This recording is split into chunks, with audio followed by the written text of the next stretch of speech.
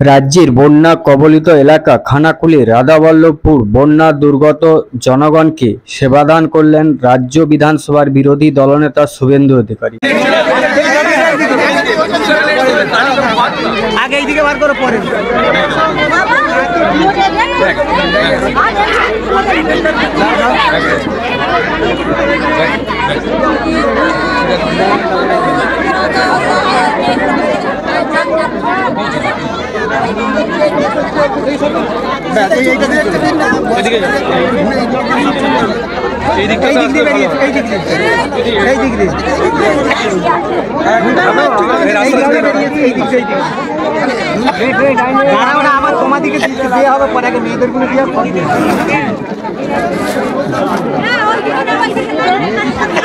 चलो चलो चलो तुम्हें बेरी चलो अरे तुम्हें बेरी जाओ ना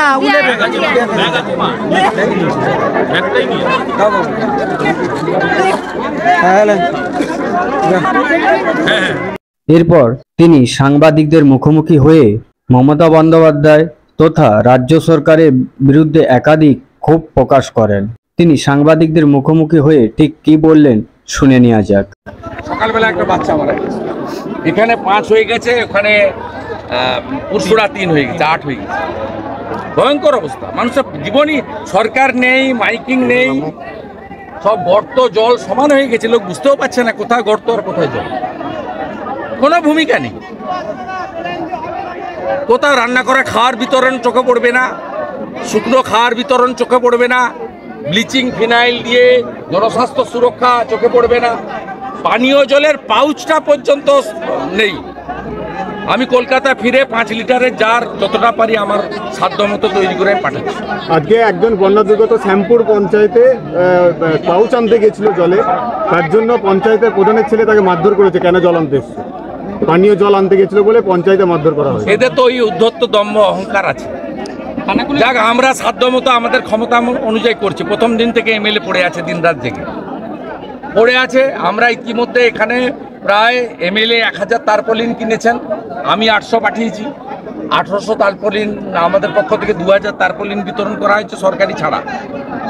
খাওয়ারের প্যাকেট প্রায় 5-6 হাজার, চিড়ের প্যাকেট, গুড়ের প্যাকেট বিতরণ হয়েছে। আজকেও প্রায় আমরা 2000 খাওয়ারের প্যাকেট এখানে দিয়ে গেলাম।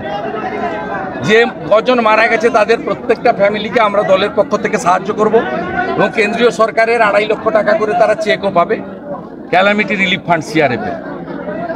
এটাও জানি না, কারণ ওটা তো স্টিকার লাগিয়ে দিবে, বলবে পিসি দিয়েছে।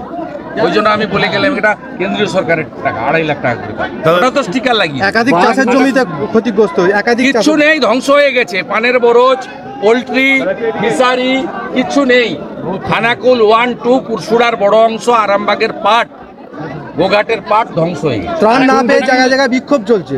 ত্রাণ না পেয়ে বিক্ষোভ করে সাধারণ লোক কি করে পাশে দাঁড়াতে হবে। আমি আপনাদের মাধ্যমে ভারত সেবাশ্রম সংঘ, রামকৃষ্ণ মিশন, বিভিন্ন এনজিও, বিভিন্ন অনেক সহৃদয় ব্যক্তিরা আছেন।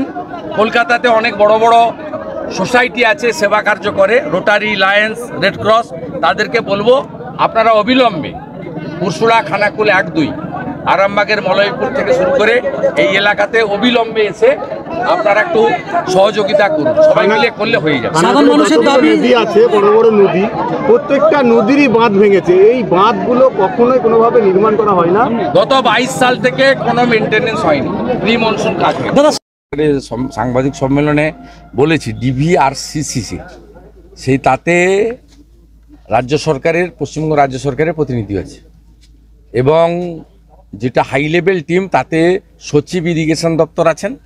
আর যে hour to hour, minute to minute, মানে ঘন্টা প্রতিদিন যেটা মনিটরিং হয়, জুন মাস থেকে 30 সেপ্টেম্বর পর্যন্ত, এই পিরিয়ডে, মনসুনের পিরিয়ডটাতে, এই সময়ে ওখানে যে টাস্ক ফোর্স আছে তাতে মেম্বার হচ্ছে irrigation and waterways department, government of West Bengal, chief engineer 1। Written consent নিয়ে এগুলো হয়েছে। তারপরে ড্যামটা তো যাতে না ভেঙে যায় করতে হবে। আপনি পশ্চিমবাংলাকে আমি আপনাকে বলছি, আমি আপনাকে বলছি আপনি বাঁচাবেন যে কংসাবতী ড্যাম থেকে জল ছেড়েছে কে? রাজ্য। ডিবিসির তো কোনো রোল নেই। আপনি জল ছেড়েছেন কেন? আপনি জল ছেড়েছেন কেন? মেসেঞ্জার থেকে আপনি জল ছেড়েছেন কেন? পাঞ্চেত আর মাইথন ডিবিসি থেকে ছেড়েছে। আর কোথাও তো বাঁধের উপর দিয়ে ফ্লো হয়নি। বাঁধগুলো ভাঙলো কেন? বাঁধগুলোতে এত ঘোগ রিপেয়ারিং হয়নি কেন? এই উত্তর কাকে? রাজ্য সরকারকে দিতে হবে।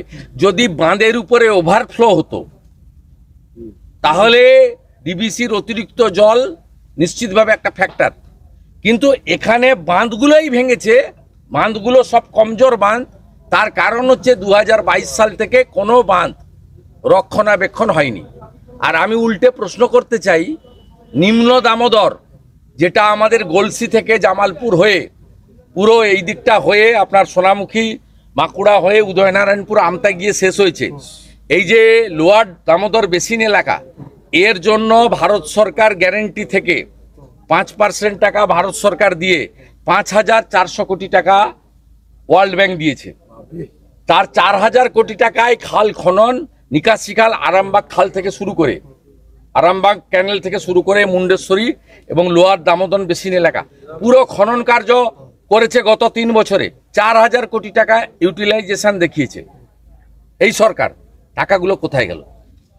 Bureau report, ND Bangla news. সবার আগে সব খবর, সঠিক খবর পেতে ফেসবুক পেজটি ফলো করে ইউটিউব চ্যানেলটি সাবস্ক্রাইব করে রাখুন আর শেয়ার করতে ভুলবেন না।